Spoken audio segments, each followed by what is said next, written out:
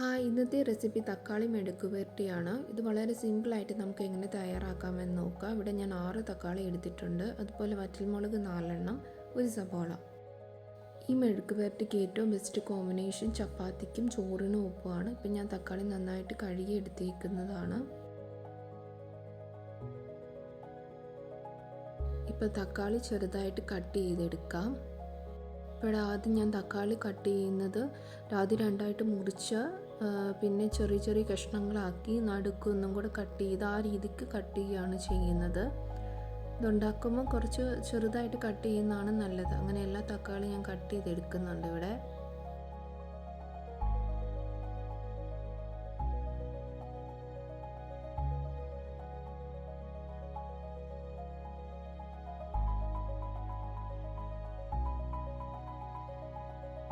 തക്കാളിക്ക് ശേഷം ഒരു സബോളയാണ് എടുത്തിരിക്കുന്നതും അതും ഇങ്ങനെ കട്ട് ചെയ്തെടുക്കുകയാണ് ചെയ്യുന്നത്.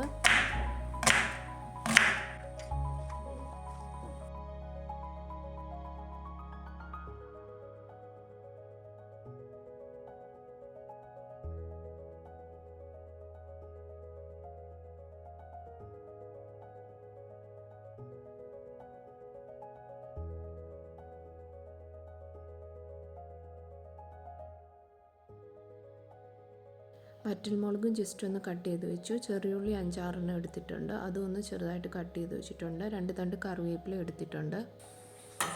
ഇനി ഫ്ലെയിം ഓൺ ചെയ്തതിന് ശേഷം നമുക്ക് പാൻ വെക്കാം. പാനിലേക്ക് ഞാനിവിടെ ആദ്യം വെളിച്ചെണ്ണയാണ് ഒഴിച്ചു കൊടുക്കുന്നത്. വെളിച്ചെണ്ണ ഞാനിവിടെ 2 ടേബിൾ സ്പൂൺ ഒഴിച്ചിട്ടുണ്ട്. ഞാൻ അതിന് ശേഷം കടുക് ഇട്ട് കൊടുക്കുന്നുണ്ട്. വെളിച്ചെണ്ണ നല്ലോണം ഉള്ളതാണ് ഈ കറിക്ക് നല്ല ടേസ്റ്റ് കൂടുന്നത്. അപ്പോൾ വെളിച്ചെണ്ണ കുറച്ച് കൂടിയാലും കുഴപ്പമൊന്നുമില്ല. കടുക് പൊട്ടി വരുമ്പോഴത്തേനും ഞാൻ അരിഞ്ഞു വെച്ച ചെറിയുള്ളി ഇട്ട് കൊടുക്കുന്നുണ്ട്.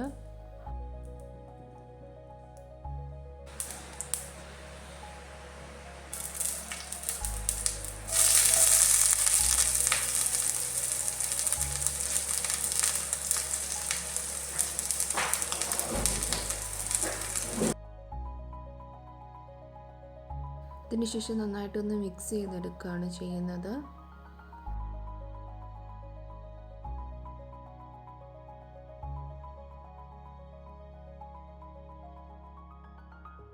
ചെറിയുള്ളിയുടെ കളർ ചേഞ്ച് വരുമ്പോഴത്തേനും ഞാനിതിലേക്ക് സബോള ഇട്ട് കൊടുക്കുന്നുണ്ട്.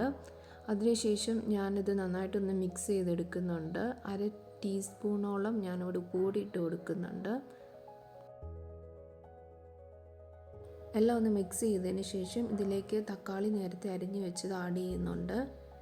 വീണ്ടും നന്നായിട്ടൊന്ന് മിക്സ് ചെയ്ത് കൊടുക്കണം. കുറച്ച് ഗ്രേവി ആയിട്ടാണ് വേണമെങ്കിൽ ഈ സമയത്ത് നമുക്ക് വെള്ളം ഒഴിച്ച് കൊടുക്കാം. മഞ്ഞൾപ്പൊടി ഞാനിവിടെ 1/2 ടീസ്പൂണോളം ഇട്ട് കൊടുക്കുന്നുണ്ട്.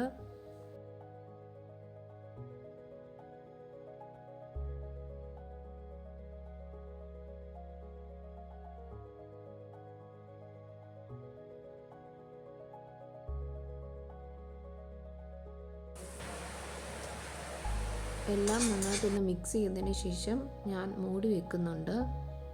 മൂടി വെച്ച് ഒരു 5 മിനിറ്റിന് ശേഷം ഞാൻ വീണ്ടും തുറന്ന് നോക്കി ഒന്നും കൂടി ഇളക്കി കൊടുക്കുന്നുണ്ട്. അങ്ങനെ വീണ്ടും ഒരു 2-3 തവണ ചെയ്ത് കഴിയുമ്പോഴാണ് കറി റെഡി ആവുന്നത്.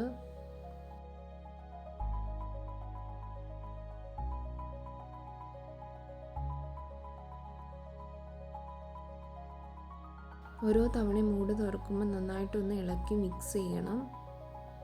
ഈ സമയത്ത് ഉപ്പ് കുറവാണെങ്കിൽ അതും കൂടെ ആഡ് ചെയ്ത് കൊടുക്കണം.